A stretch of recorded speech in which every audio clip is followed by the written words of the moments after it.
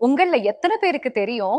ஒரு 3 வருஷத்துக்கு முன்னாடி ஒரு சம்பவம். ஒருத்தருக்கு புற்றுநோய் வந்து, அவர் எடுத்த எல்லா மருந்துகளும் பலன் குடுக்கல. மருத்துவர்கள் அவருக்கு அதிகபட்சம் சில மாதங்கள் மட்டுமே வாழ முடியும் என்று சொன்னார்கள்.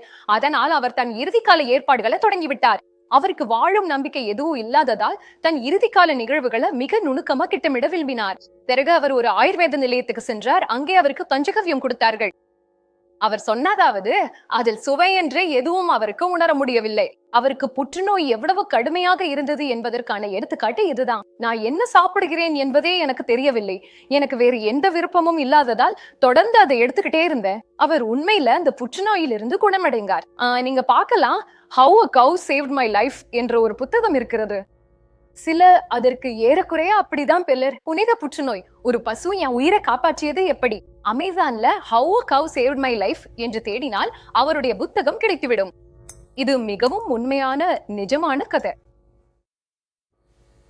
இப்போது பஞ்சகவ்யம்னா என்ன? பஞ்சகவ்யம் என்பது வெறும் 5 பொருட்களை எடுத்து ஒன்றாக கலப்பது மட்டுமில்ல. அது அப்படி அல்ல. முதல்ல பஞ்சகவ்யத்துல சேரும் பொருட்கள் பால், தயிர், நெய், பசு சிறுநீர் மற்றும் பசு சாணம்.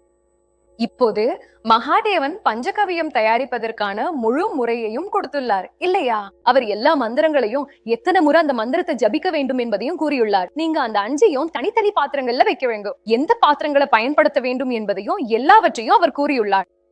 மற்றும் இறுதியில அவற்றை அமிர்தம் போன்ற தன்மையுடன் மாற்றியுள்ளார் என்று கூறியுள்ளார். அவற்றை வழிபட வேண்டும் மற்றும் மகாதேவனுடன் ஒன்றிப்பட்டிருப்பதை அறிவிக்க வேண்டும். அதனால் நீங்க பஞ்சகவ்யத்தை பயன்படுத்தும் முன் மகாதேவனுடன் ஒன்றிப்பட்டிருப்பதை அறிவிக்க வேண்டும் என்பதும் உண்டு.